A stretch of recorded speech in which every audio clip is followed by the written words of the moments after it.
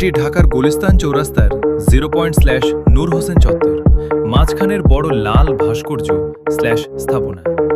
এটি একটি আধুনিক অ্যাবস্ট্রাক্ট প্রতীকী ভাস্কর্য যা গুলিস্তানের ব্যস্ত চৌরাস্তার কেন্দ্রে অবস্থিত। এটি প্রধানত শহুরে সৌন্দর্যায়ন ও প্রতীকী উপাদান হিসেবে নির্মিত। নাম ও পরিচিতি সাধারণভাবে গুলিস্তান চৌরাস্তা ভাস্কর্য বা 0 স্কাল্পচার হিসেবে পরিচিত।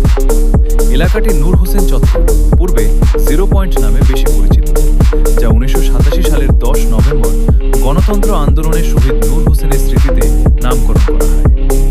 নূর হোসেন বুকে পিঠে স্লোগান লিখে স্বৈরাচার নিপাত যাক, গণতন্ত্র মুক্তি পাক প্রতিবাদ করতে গিয়ে পুলিশের গুলিতে শহীদ হন। ভাস্কর্যটি লাল রঙের জ্যামিতিক আকৃতির ত্রিভুজাকার ও উঁচু স্ট্রাকচার, একটি বড় স্থাপনা যা ট্রাফিক আইল্যান্ডের মাঝে দাঁড়িয়ে আছে। এটি ঢাকার অন্যতম ব্যস্ত ল্যান্ডমার্কের অংশ, যেখানে সবসময় যানবাহন, রিকশা ও মানুষের ভিড় থাকে। ইতিহাসের সংক্ষিপ্ত গুলিস্তান এলাকা নিজেই ঐতিহাসিক। নাম এসেছে গুলিস্তান সিনেমা হল থেকে। ফুলের বাগান চৌরাস্তাটি দূরত্ব মাপার 0 হিসেবে